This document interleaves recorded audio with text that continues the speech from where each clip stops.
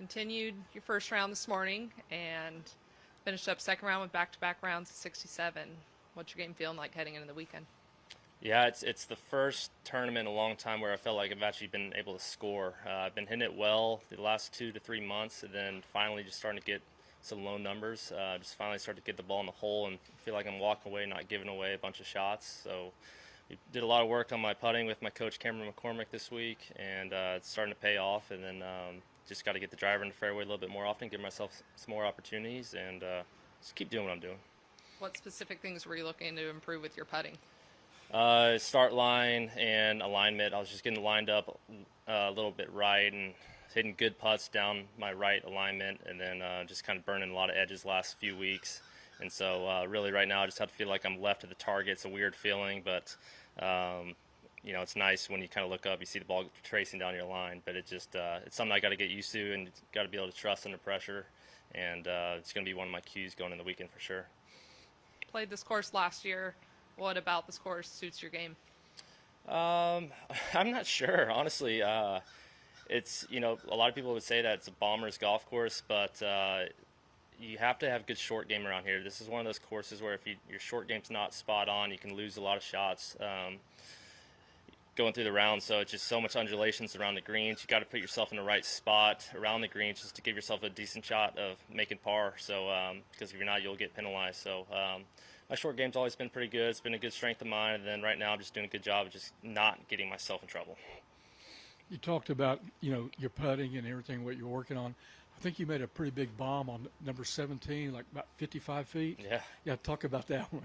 That was nice. That was one of the longest putts I feel like I made in a long time. It's funny. I feel like I've been so close to making putts for the longest time. I feel like I've been burning lips, lipping out, and my caddy and I, William, just said they're going to fall eventually. And so we just kept putting the pedal down. We kept practicing as much as we could. And I think I did about 2 hours of practice every day today, or the last few days, just with my coach Cameron, and just got to the point where now the hole's starting to look big. So it's a good feeling. Golf, as we know, is really difficult, and it'll beat you up at times, but it's also extremely rewarding, and I was able to get some reward out of it today. Was there much break on that putt, or was it uphill, downhill? No, it was only about a foot out right, which actually some would say might make it a little bit more difficult being a 55, 60-footer. But it's just one of those. I wouldn't say you're necessarily trying to make it. You're just trying to get the speed right and get up there close and two-putt, and you got a bonus and it went in. I guess scoring is a good day to score with the conditions today. Yeah. This morning it was tough though. It was wet, and the course played really long. Thankfully we were first off, so we only finished I think 3 holes this morning. Some of the guys had to finish 12 or 13 holes. So, but as of now, right now the wind's just. There's not much up there at all. It's just swirling a lot. But this course would really show its teeth if the wind was blowing, but it's just really calm. So it's optimal scoring conditions for sure. You mentioned this. How thin are the margins between last week and Mexico where you missed the cut? You talk about the difference between scoring and playing. How thin are the margins? I mean, the margin, I was talking about this with my caddy, it's like it's almost so small you don't even see it, to be honest. I mean, I'm that much better this week. I mean, I'm 0.5% better. And it turns the weekend from burning edges on 3 or 4 putts around to lipping in, and we're talking 3 shots around. I mean, you're talking about 12 shots over the course of a tournament. That's the difference between having a chance to win and missing the cut either on Friday or finishing 45th place. So, I mean, it's I don't feel like I'm playing that much better. I'm getting the hole in, or the ball in the hole, which is what we know this game's all about.